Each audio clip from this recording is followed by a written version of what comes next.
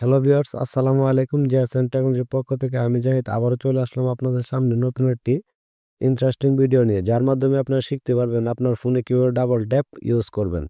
তো যদি আপনি ডাবল স্ক্রিনে তাহলে আপনার স্ক্রিনটি লক হয়ে যাবে। আবার যদি আপনি স্ক্রিনে ডাবল ট্যাপ করেন তাহলে আপনার স্ক্রিনটি ওপেন হয়ে যাবে।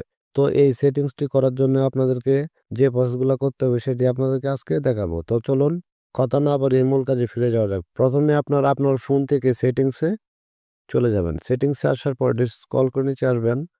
তো আমার ফোনে এটা এখানে দেওয়া আছে। আপনার ফোন অন্য অন্য কোনো জায়গায় থাকতে পারে। তো আমি এখান থেকে হোম স্ক্রিন অ্যান্ড লক স্ক্রিনে একটি ক্লিক করব। হোম স্ক্রিন টু লক স্ক্রিনে ক্লিক করার পর এমন একটা ইন্টারফেস শো হবে আপনার সামনে।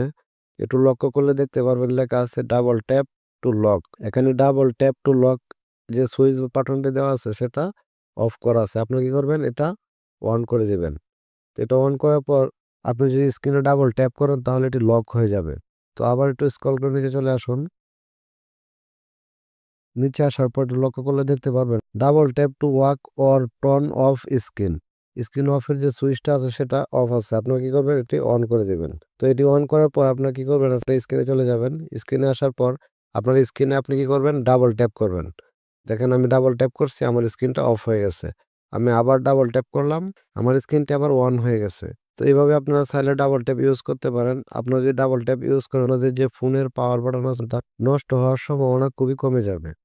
তো এই ছিল আজকের ভিডিও। যদি ভিডিওটি ভালো লেগে থাকে তাহলে আমার চ্যানেলটি সাবস্ক্রাইব করে রাখুন।